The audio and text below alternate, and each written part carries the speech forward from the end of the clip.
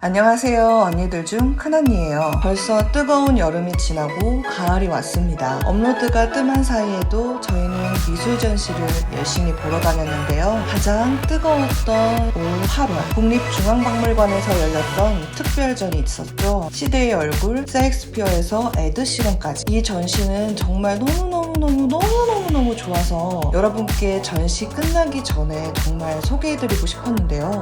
제가 키라서 조금 미루다 보니 전시가 끝났더라고요. 그래서 이번에는 가을에 한여름 낮에 전시라는 주제로 현장을 많이 소개해드리는 영상을 제가 찍어왔어요. 안녕하세요. 요거 전시 시대의 얼굴. 셰익스피어에서 에드시런까지. 오늘은 좀 촬영할 수 있으니까 촬영해보고 또 재밌는 얘기 나눠요. 안녕.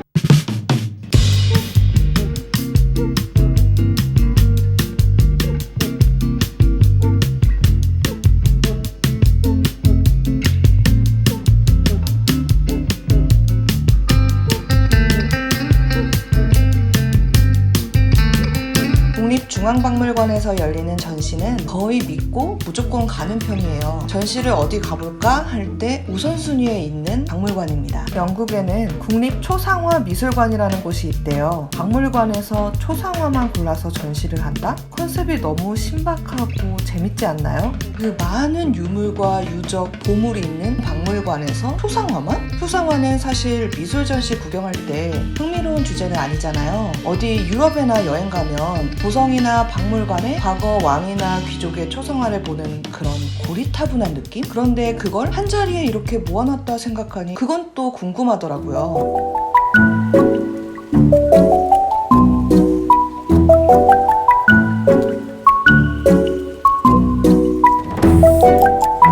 드디어 전시 입장! 일단 배경색부터 눈에 띄죠? 아주 선명하고 진한 퍼플로 도배된 갤러리, 그리고 골드 프레임의 액자들. 아주 고귀한 분들의 초상화가 있을 것만 같지 않나요? 실제 과거 중세에는 이 퍼플이 왕족이나 귀족만 사용할 수 있는 컬러였답니다. 첫 번째 전시관의 주제 역시 명성이네요. 명성에 걸맞는 갤러리 분위기가 잘 나타나죠? 꼭 초상화라 해서 그림만 있는 건 아니고요. 인물 사진도 같이 전시되어 있어요. 과거 몇백 년 전 인물부터 요즘 가수 에드시런까지 한자리에 모여 있습니다.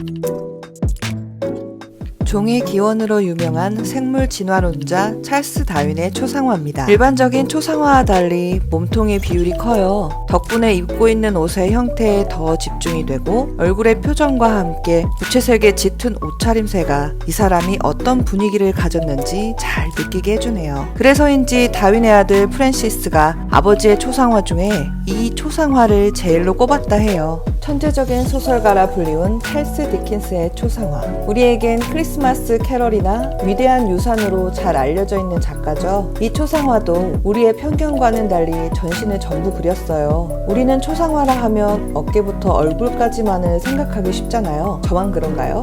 특히 디킨스는 주변 배경들을 생략하지 않고 자세하게 묘사했어요. 고급스러운 의자와 스카프에 나 작가예요 외치는 듯한 포즈까지. 요즘 볼 법한 허세 가득한 프로필 사진 같죠. 아마도 디킨스는 이 초상화를 통해 자신의 명성과 지위를 나타내고 싶었는지도 모르겠어요. 실제로 이 초상화는 왕립미술원에도 전시되면서 디킨스의 명성을 높이는 데 기여했다고 하네요.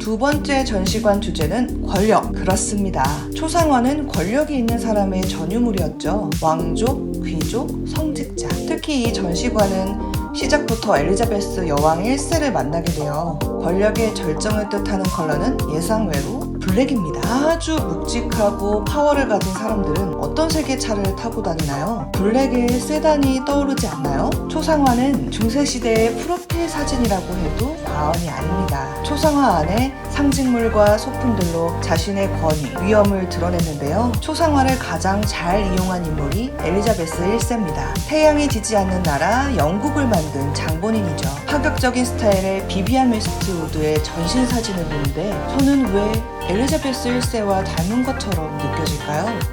엘리자베스 여왕 1세. 화려한 옷과 장신구가 가장 눈에 띄어요. 다른 초상화를 봐도 화려함은 비슷하죠. 엘리자베스 1세는 초상화를 활용해 화려한 모습을 담아냄으로써 자신이 가진 권력의 위대함을 남기고 싶어 했어요. 영국의 전 총리인 아서 벨푸어. 검은 정장을 차려입은 이 초상화는 겸손한 자세로 온화해 보이면서도 표정에는 힘이 가득해요. 언뜻 보면 철학자 같아 보이기도 하지만요. 실제론 권력의 중심에 서 있던 사람이라 합니다. 사실 벨푸어는 철학자가 되길 원했었다고 해요. 아마 그가 추구하는 모습이 거울처럼 그림에 비춰진 걸지도 모르겠습니다.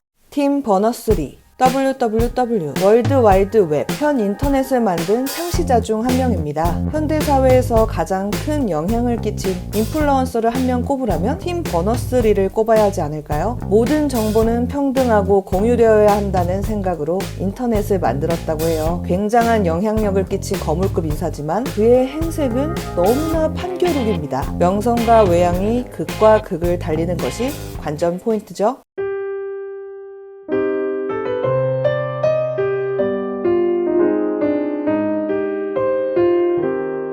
세 번째 전시는 사랑과 상실이 주제네요. Feel blue 라는 말 들어보셨나요? 파랑을 느끼다? 관용어로 블루는 우울을 뜻하기도 한다는 거 다들 아실 거예요. 그래서인지 사랑과 상실의 전시실도 블루로 채워져 있습니다. 시작되는 초상화 역시 블루 필터가 씌워진 듯 하고요. 연인이 찍어준 사진으로 대스타가 된 모델의 사진, 가족에 대한 사랑이 가득한 초상화, 배필을 찾는 왕족의 초상화 등등이 있어서 사랑을 여러 각도로 생각하게 해주는 전시실이었습니다.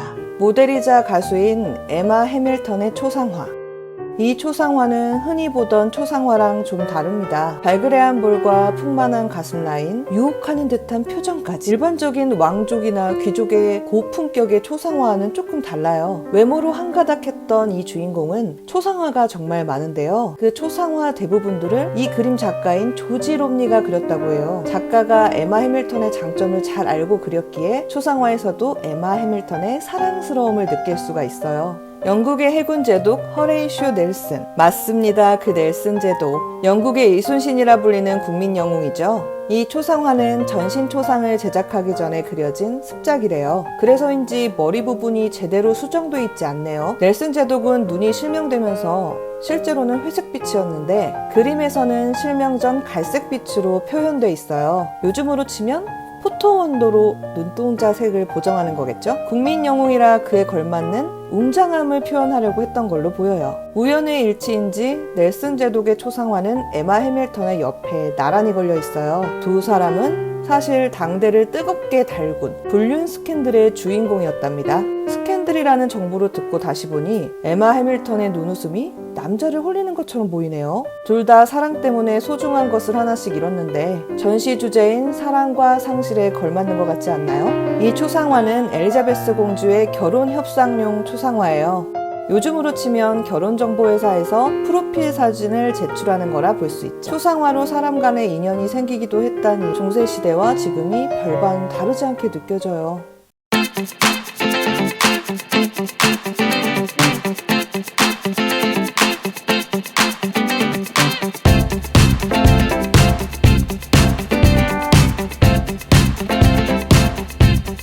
네 번째 전시관은 혁신이 키워드예요. 네, 맞아요. 초상화는 작가가 사람을 유화로 그린 그림이 아니냐고, 왜 사진이 여기 끼냐고 묻는 분들 있겠죠? 19세기 사진의 등장으로 그림의 지위는 완전히 흔들리게 됩니다. 사진 이전의 그림들은 인물을 똑같이 그리는 데에 초점이 있었다면 사진이 발명된 이후에는 그런 그림은 필요가 없어졌거든요. 사진을 찍으면 되지? 시간도 비용도 많이 걸리는 초상화가 왜 필요할까요?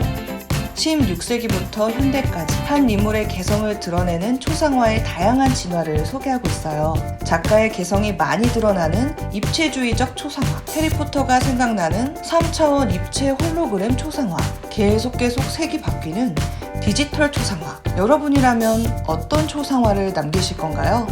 중세에서 루벤스 초상화를 빼면 설명이 안 되죠. 배경은 어둡게 처리하고 인물을 강조하는 기법을 사용해 유명해진 루벤스. 마치 사진을 찍은 것처럼 생생했던 초상화네요. 사진 발명 직전 18에서 19세기 초상화 스타일이에요. 실제로 보면 더 실감나게 사실적으로 그려진 게 보여요. 사진 발명 이후에는 이렇게 사진을 합성하는 기법이 유행했답니다. 이 사진은 광고 사진으로 무명이었던 오드리 헵번을 스타로 만들어 주었습니다. 이 초상화를 그리는 데에는 3년의 시간이 걸렸다고 해요. 피카소 그림이 생각난다면 정답입니다. 그 사람에게 느껴지는 느낌과 감정을 한 화면 안에 담으려 하다 보니 오랜 시간이 걸린 거겠죠?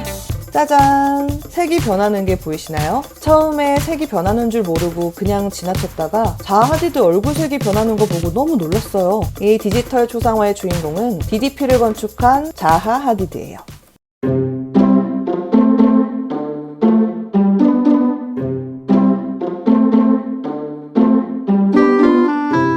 마지막 5번째 전시는 정체성과 자화상이 주제입니다. 사실 초상화라면 당연히 갖고 있어야 하는 핵심 키워드죠. 요즘 연예인이나 방송인뿐 아니라 일반인들도 자기 자신의 프로필 사진을 찍는 열풍이 있어요. 필요에 의해서가 아니라 자기 자신을 표현하고자 하는 욕구에 의해서 찍는 것이 저는 흥미롭다고 생각합니다. 전혀 생산력이 없고 사는데 필요 없어 보이지만 존재하는 것이 예술이거든요. 쓸데없는 것의 존재를 인정한다. 이것이 예술을 즐기는 첫 번째 마인드라고 생각해요. 이 전시실 안에 있는 초상화들은 우리 주변에 있을 법한 사람들이 주인공이었어요. 최초의 흑인 초상화라든지 초상화가 본인 자화상, 연극배우, 글쓰는 작가, 음악가 등 권위나 명성보다 재미있는 구도나 표현을 한 작품이 많았어요. 이 전시실을 구경하고 있다 보면 나는 어떤 초상화를 남기면 좋을까 생각하게 됩니다. 안토니 반 다이크는 중세의 유럽 전역에서 인기가 있었던 초상화가로 반 다이크에게 초상화를 받으려고 왕족과 성직자들이 줄을 섰답니다. 반 다이크가 남긴 초상화는 많이 봤어요. 그런데 반 다이크 얼굴은 처음 보네요.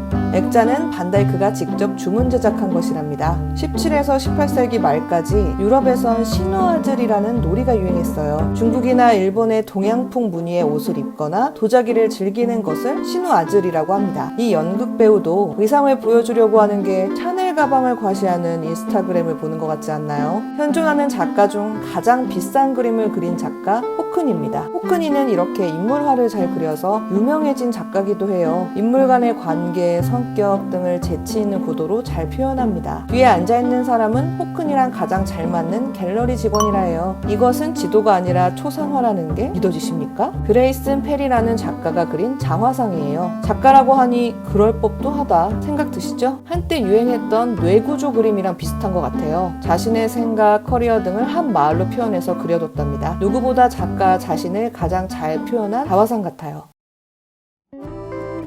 나는 어떤 색으로 표현할 수 있을까요? 나는 어떤 구도로 사진을 찍을까요? 나의 초상화는 그림으로 남길까요? 사진으로 남길까요? 결국 초상화는 인간에 대해 얘기합니다. 프레임 안에서 날 표현하는 것. 21세기 초상화는 인스타그램이 아닐까요? 언니들의 미술관이었습니다.